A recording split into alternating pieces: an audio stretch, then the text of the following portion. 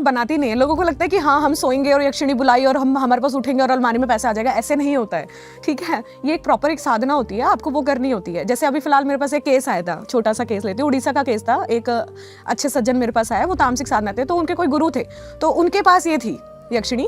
तो जैसे कई तरीके की यक्षिणी होती है, उनके पास रक्त यक्षिणी थी, जो रक्त शमशान में रक्त चढ़ा के वो आती है। उसमें क्या करना होता है, आपको शमशान में जाना होता है, जो सबसे स्ट्रॉन्ग बॉडी होती है ना, जिसकी अभी मान लो ये आदमी आया है, ये अजीत जी ठीक था, एकदम हार्ट की प्रॉब्लम हुई और चला गया, लेकिन बॉडी स्ट्रॉन्ग है, बॉडी में अभी भी एनर्जी है, तो उसकी लाश वहाँ पे जली हुई है, तो उसकी अभी अस्थियाँ लेके नहीं गए हुए, वहाँ पे हैं, तो वो जाते हैं वहाँ पे ब्लड अपना डालते हैं और उससे ब्लड छिड़काते हुए घर पे लाते हैं और वहाँ नाम लेके जाते हैं। एक रिचुअल होता है, उसको मंत्र को बोलते हुए आते हैं, मंत्र तो मैं ऑन कैमरा नहीं बताऊंगी।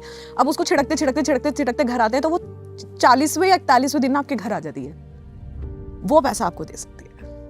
वो पैसा कैसे देती है पता है आपको? हाँ जी। वो आपकी नज़र में ना, जो आपके ओरे में, एक तो वो देखेगी कि आपका व्यवहार कैसा है। वो पहले आपसे 3 वचन लेगी, ठीक है, कि मैं अपनी मर्जी से आऊंगी, तू मुझे भेजेगा नहीं, बुलाया तूने, जाऊंगी अपनी मर्जी से, तू भेजेगा नहीं तो रहूंगी।